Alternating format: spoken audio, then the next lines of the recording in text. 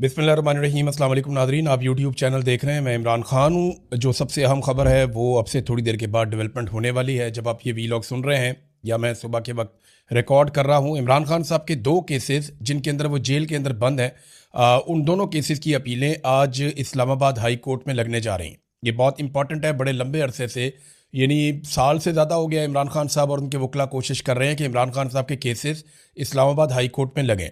इमरान खान साहब के वकील सलमान सफदर साहब कई मरतबा ये कह चुके हैं कि ये केसेस बिल्कुल ठहरने के काबिल ही नहीं है, और अगर सुप्रीम कोर्ट या हाई कोर्ट में किसी भी जगह पे ये केसेस जाते हैं तो ये उड़ जाएंगे। इमरान खान साहब इन केसेस में रिहाई पा लेंगे।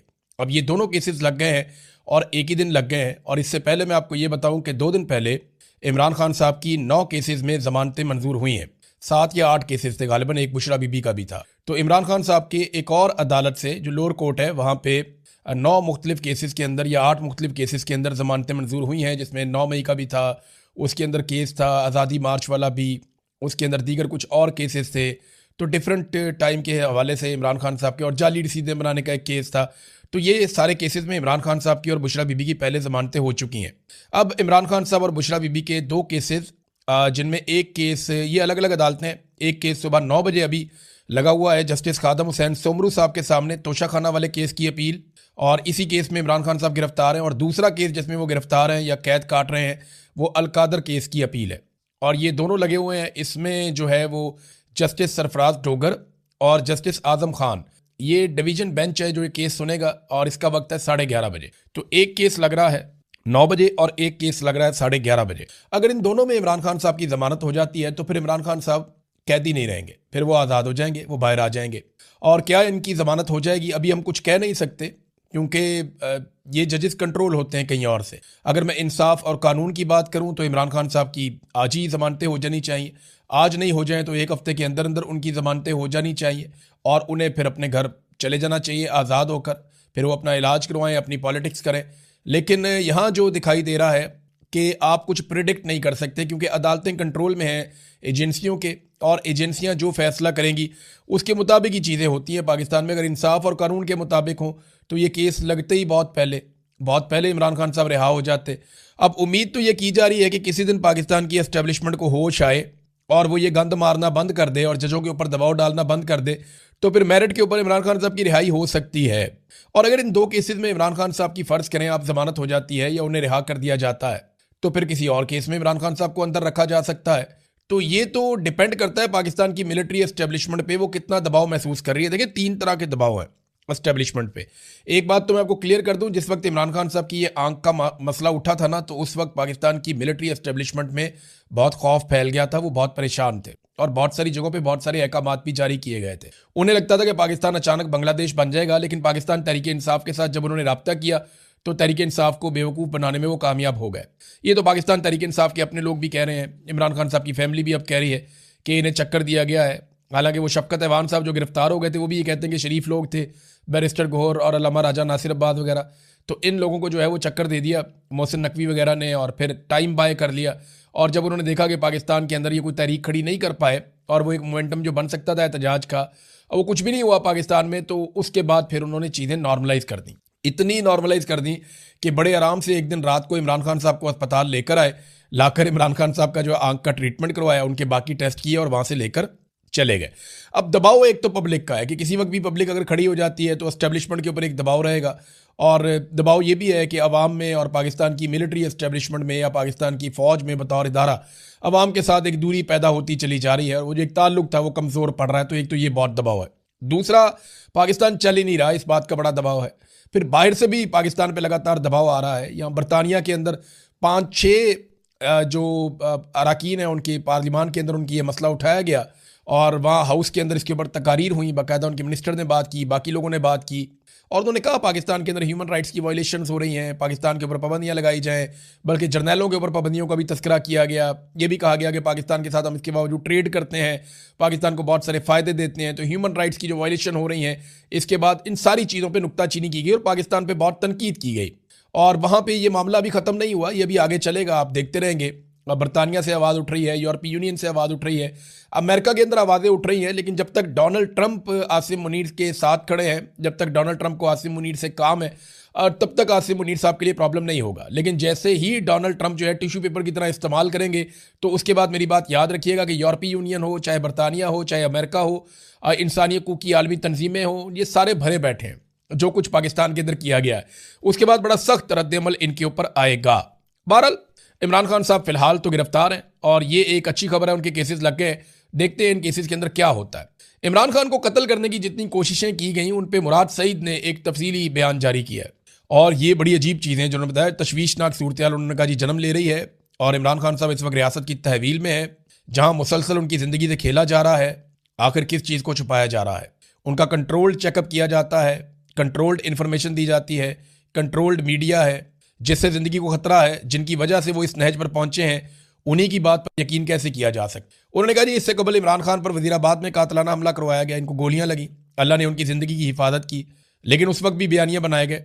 लम्हों में ISI ने मीडिया को वीडियो बयानात भिजवाना शुरू कर दिए फटाफट। वो याद है आपको, थाने के अंदर से वीडियो आना शुरू हो गई थी।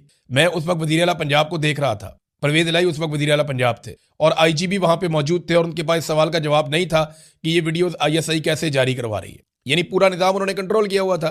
फिर फौजी क़यादत के कहने पर ISI ने एक अफगान को इमरान खान साहब को मारने का टास्क दिया था। जब मैंने प्रेस कॉन्फ्रेंस में इस साजिश का पर्दाफाश किया तो ISI ने इस्लामाबाद के सेक्टर ने प्रेस क्लब में एक अफगानी की प्रेस कॉन्फ्रेंस रखवा दी और शाम को प्राइम टाइम TV चैनल पे प्रोग्राम में बयानिए के लिए भी भिजवा दिया। मैंने किसी का नाम तो नहीं लिया था, मगर ये जानते थे कि मैं किसका जिक्र कर रहा हूँ। इस तरह वो बंदा भी सामने आ गया। फिर स्वाबी में हेलीकॉप्टर गिराने का प्लान भी एक्सपोज हो गया, जिसके लिए डबल एजेंट हायर किया गया था, जो बाद में मारा गया। उसके बाद हेलीकॉप्टर में गलत फ्यूल भरवा दिया गया इमरान खान साहब के, ताकि हेलीकॉप्टर गिर जाए और इमरान खान साहब उस वाक़े में मारे जाएं, और रिपोर्ट आज तक उसकी सामने नहीं आ सकी। 18 मार्च को डेथ ट्रैप बिछाया गया इमरान खान को मारने के लिए। जब वो भी नाकाम हो गया तो पुलिस अफसर को गालियां दी गई कि इमरान खान कैसे बचकर निकल गया। उसके अलावा कई कोशिशें और की गई हैं। 3 साल इमरान खान साहब जेल में हैं और मुसलसल उनकी सेहत के साथ मजाक किया जा रहा है। अस्करी खबरें चलवाने वाला मीडिया ये क्यों भूल जाता है कि आप पाकिस्तान के सबसे अजीम बेटे इमरान खान की ज़िंदगी से खेलने में हिस्सादार बन रहे हैं। फिर उन्होंने कहा जी कि हाँ, इमरान खान साहब ने जेल में आसिम ला और ज़हनी मरीज़ का जिक्र किया तो आसिम मुनीर ने सबके सामने कहा कि आसिम ला है तो है। अच्छा, ये बात वैसे और भी सर्कल से मैंने सुनी है। अब बताता हूँ आसिम ला और ज़हनी मरीज़ क्या होता है। इसी गुस्से में डी चौक में खून रेजी की गई और इकबाल जुर्म करते हुए ये भी कहा गया कि संगजानी से आगे मत बढ़ो, क्या उखाड़ लिया, सिर्फ हमसे लोग ही मरवाए ना, फिर कोशिश करें इस्लामाबाद आने की, इस मरतबा अटक पुल पर खड़े होकर मारेंगे, वैसे भी डी चौक में तो मरवा दिए हैं। तो ये जनाब, और इस तरह की धमकियां लगाई जाती हैं। बल्कि मैंने तो यहाँ तक सुना है कि कुछ बड़े ताकतवर घरों के जो बच्चे हैं वो अपने दोस्तों से ये कहते हैं कि हमें तो अगर 1000-2000 बंदा भी मारना पड़ा तो हम मार देंगे, क्योंकि डोनाल्ड ट्रंप हमारे साथ है। अब जब इस तरह की ज़हनियत होगी तो फिर पाकिस्तान खाक आगे बढ़ेगा। बहरहाल ये मुराद सईद का ट्वीट था, उन्होंने तफसीलात सामने रखी कि इमरान खान साहब को माजी में कैसे कैसे कत्ल करने की कोशिश की गई है। अच्छा, इसमें ना अब इमरान खान साहब की फैमिली ने जो स्टेटमेंट दिया खासतौर पे पाकिस्तान तहरीक इंसाफ के हवाले से, तो सोशल मीडिया पे तहरीक इंसाफ के जो अरकान असम्बली हैं अब वो बेचारे मुश्किल में पड़ गए। सोशल मीडिया कह रहा है कि जी इमरान खान साहब की बहनों ने भी अब कह दिया है कि आप लोगों ने कुछ नहीं किया, पाकिस्तान तहरीक इंसाफ कुछ नहीं कर रही इमरान खान साहब को जेल से निकालने के लिए या उनके सेहत के मामले में, बल्कि यहाँ पे आप लोगों ने धोखा खा लिया। और अब जो एक कदम उठाया जा रहा है जिससे सब लोग उम्मीद बांध के बैठे हैं, वो सुहेल आफरीदी की जानिब से इमरान खान रिहाई अमन फोर्स के क़याम का ऐलान है। इस पे एस्टेब्लिशमेंट ने बड़ी कोशिश की है। एस्टेब्लिशमेंट ने पाकिस्तान तहरीक इंसाफ के अंदर बड़ी कोशिश की है कि कुछ भी करके इसको रोका जाए। मेरी इन्फॉर्मेशन के मुताबिक इस पर कागजी कार्रवाई हो चुकी है और इसके ऊपर अभी वो अपने कोई डिज़ाइन कर रहे हैं, अपने कार्ड, अपना हल्फनामा और बाकी चीज़ें डिज़ाइन कर रहे हैं, जिसके साथ वो नौजवानों को जोड़ेंगे और पाकिस्तानी नौजवानों को वो लाखों की तादाद में, बल्कि मिलियंस के अंदर जोड़ के एक बड़ी तहरीक खड़ी करना चाहते हैं इमरान खान रिहाई अमन फोर्स की, ताकि इमरान खान साहब के मामलात को जो सड़कों के ऊपर ही हल होने हैं, बज़ाहिर ऐसे दिखाई देता है, उनको हल किया जा सके। अब ये एस्टेब्लिशमेंट उसको रोकने के लिए कभी पाकिस्तान तहरीक इंसाफ के अंदर मुदाखलत करवाती है, कभी बाहर से मुदाखलत करवाती है, कभी जर्नलिस्टों से बयान दिलवाती है। तो ये जो लोग बयान दे रहे हैं, ये बताएं इसके अलावा हल क्या है। यानी इमरान खान साहब को तो कभी भी आसिम मुनीर साहब आज़ाद नहीं होने देंगे। उन्हें ये लगता है कि वो सबसे ज़्यादा खतरे में होंगे जब इमरान खान साहब बाहर आ जाएंगे, क्योंकि पाकिस्तान में इंसानी हकूक़ की जिस किस्म की पामालियाँ की गई हैं, पूरा का पूरा इलेक्शन चोरी कर दिया गया है, पाकिस्तान के आइन की खिलाफ वर्जी की गई है, आइन से गद्दारी की गई है, हलफ की खिलाफ वर्जी की गई है। ये इतना सारा कुछ जब कोई कर ले तो फिर वो कैसे मुमकिन है कि वो इमरान खान साहब को बाहर आने दे। देखे ना, खौफ का आलम यह है कि उन्हें इस्तिस्ना लेना पड़ गया। तो इमरान खान रिहाई अमन फोर्स के अलावा या कोई नौजवानों को इकट्ठा करने के अलावा या कोई बड़ी तहरीक चलाने के अलावा अब हल है क्या? बातचीत से तो ये मसला हल होता नहीं है। जब भी बातचीत करने के लिए बैठते हैं तो हुकूमत के पास तो इतना भी इख्तियार नहीं है कि बातचीत करने वालों की इमरान खान साहब से मुलाकात ही करवा दे। वो तो इमरान खान साहब से मुलाकात भी नहीं करवा पाते, तो बातचीत तो मुमकिन नहीं है, उनके पास इख्तियार ही नहीं है। अगर वो बातचीत में कोई फैसला कर भी लें तो उनको अप्रूवल लेनी पड़ती है आसिम मुनीर साहब से, और आसिम मुनीर साहब क्योंकि सियासतदान नहीं है, वो सरकारी मुलाजिम है, उनके दिमाग में सियासत आती नहीं है, वो समझते ही नहीं है।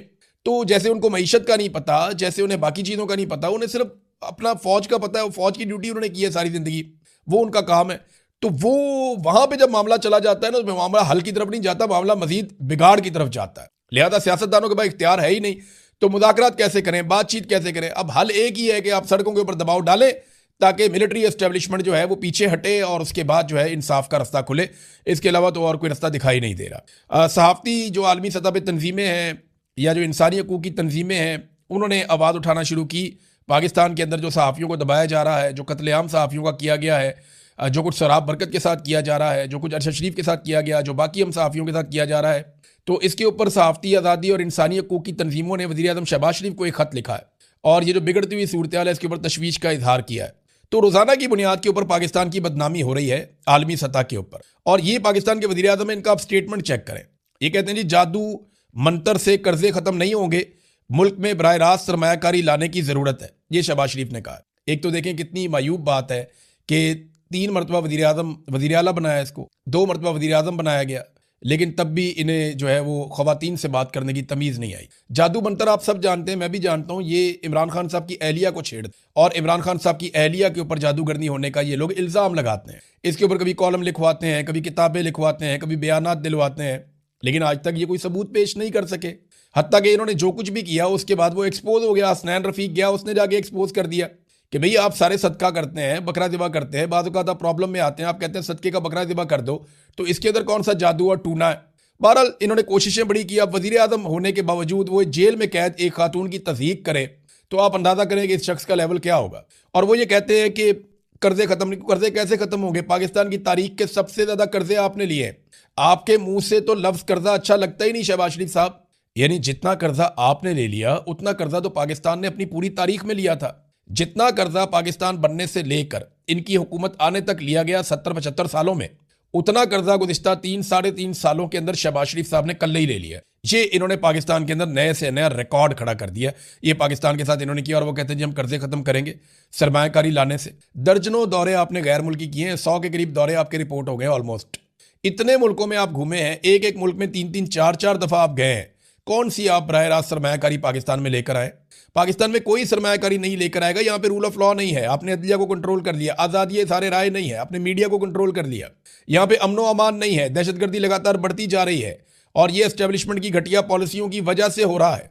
पाकिस्तान के अंदर कोई पाकिस्तान में सियासी इस्तेहकाम नहीं है और ये भी आपकी वजह से हो रहा है कि सबसे मकबूल लीडर को आपने जेल में डाला हुआ है। तो जब तक ये चीज़ें चलेंगी पाकिस्तान में सरमायाकारी नहीं आएगी। मारक बलोच को देखें ना, वो इतनी बड़ी आवाज़ है पाकिस्तान की, बलूचिस्तान की, पाकिस्तान का सबसे बड़ा रकबे के लिहाज से सूबा है, वसाइल से माला माल है, उसकी इतनी बड़ी आवाज़ है। मारंग बलोच हाई कोर्ट 3 महीने तक उनका मुकदमे का फैसला सुनाती है और फैसले को महफूज रखती है। छोटा सा मामला है कि जनाब हमने इनको बंद किया हुआ है, वो MPO के तहत बंद किया था उनको, उसके बाद छोड़ नहीं रहे और मामला जो है वो सारे वो काबिल ज़मानत हैं वो सारे मामला। तो हाई कोर्ट ने जनाब 3 महीने के बाद महफूज फैसला सुनाया और फैसला ये सुनाया कि दूसरी अदालत में चले जाओ। ये हालात हैं पाकिस्तान के अंदर। तो ऐसी हालत में कौन पाकिस्तान के अंदर सरमायाकारी लेकर आएगा? जब आप बार बार ये कहते हैं कि इंडिया के साथ भी हम जंग करेंगे, हम इधर भी लड़ाई करेंगे, हम अफगानों के साथ भी लड़ेंगे, हम हालत जंग में हैं, हम दुनिया की जंग लड़ रही है, तो दुनिया क्यों पाकिस्तान के अंदर सरमायाकारी लेकर आएगी? आपने तो पाकिस्तान के अंदर एक बिला वजह की जंग शुरू की हुई है जिससे पाकिस्तान काफ़ी हद तक जान छुड़ा चुका था। अब नाज़रीन ये एक और ख़बर है और ये खबर ये बता रही है कि स्टॉक मार्केट पाकिस्तान की एकदम बहुत नीचे गिरी है और उसकी जो वजूहात सामने आ रही हैं उसमें शहजाद पराचा साहब हैं, एक जर्नलिस्ट, उन्होंने भी खबर दी है कि इतला ये मिली है कि गैर मुल्की सरमायाकारों ने भी स्टॉक में अपनी सरमायाकारी निकालनी शुरू कर दी है। मजीद ये कि पाकिस्तान ने टोटल बैरूनी कर्जा 138 अरब डॉलर तक पहुंच गया है। इस कर्जे को कौन उतारेगा? अब गैर मुल्की सरमायाकार जब आपके स्टॉक एक्सचेंज में से पैसा निकाल रहे हैं तो इसका मतलब पता क्या है कि आपका क्रेडिट बिल्कुल ख़त्म हो गया। लोग आप पे और आपके मुल्क पे भरोसा ही नहीं कर रहे। आपकी हुकूमत पे भरोसा ही नहीं कर रहे, और लोग पैसा निकाल निकाल के पाकिस्तान से बाहर लेकर जा रहे हैं, और आप कर्जा रोल ओवर करने के लिए कभी 1 महीने का कभी 2 महीने का टाइम लेते हैं यूएई से, वो $2 अरब के लिए। ये नाजरीन पाकिस्तान की इन्होंने माशी सूरत हाल कर दी है, तो ये कैसे बराह रास्त इन्वेस्टमेंट पाकिस्तान के अंदर लेकर आएंगे, ये बात समझ से बाहर है। नाजरीन, पंजाब हुकूमत ने यानी कसम खा ली है कि इन्होंने अवाम को कुछ देना नहीं है और ख़ुद इन्होंने अय्याशी करनी है। पहले इन्होंने जनाब जहाज़ की बात हुई, ये बड़ा लग्जरी जहाज़ लेकर आ गए, पूरा इंडिया इतना अमीर है, इंडिया के पास बहुत पैसा है, उनके किसी वज़ीर आला के पास ऐसा जहाज़ नहीं है। और बहुत सारे अमीर अमीर मुल्क हैं, उनके जो हुक्मरान हैं उनके पास भी ऐसे जहाज़ नहीं है। गल्फ स्ट्रीम का जहाज़ जो है वो दुनिया के अमीर तरीन अय्याश तरीन लोग इस्तेमाल करते हैं। ये जहाज़ सरकारी इस्तेमाल के लिए नहीं है, निजी इस्तेमाल के लिए है, अय्याशी करने के लिए जो इन्होंने ले लिया। अब उसके बाद बजाय इसके कि माफ़ी मांगे, इन्होंने अपने ब्यूरोक्रेट्स के लिए, वजीरों के लिए, वीआईपीज़ के लिए 108 गाड़ियां मजीद और लग्जरी गाड़ियां खरीदने का फैसला कर लिया। इसमें लैंड क्रूजर्स हैं, बुलेट प्रूफ गाड़ियां हैं, बहुत सारी लग्जरी गाड़ियां हैं। तो ये जनाब पंजाब हुकूमत की हिकमत अमली है। पंजाब असम्बली के अंदर जनाब जहाज़ उड़ाए गए एहतजाजन, लोग जहाज़ उड़ा रहे थे, इधर जहाज़ उड़ रहा है, उधर जहाज़ उड़ रहा है, एहतजाज कर रहे हैं, जनाब आप जहाज़ लेकर आ गए इतना महंगा 11 अरब का। तो मुझे एक वाकया याद आ गया, ये बात है सन 2000-2001 की है गालिबन। मैं कॉलेज में नया नया गया, तो एक जहाज़ उड़ता हुआ जो है ना वो मेरी सामने मेरे डेस्क के ऊपर आके गिर गया। किसी बच्चे ने बनाया था, उसने उड़ाया होगा, वो उड़ता उड़ता इधर आ गया।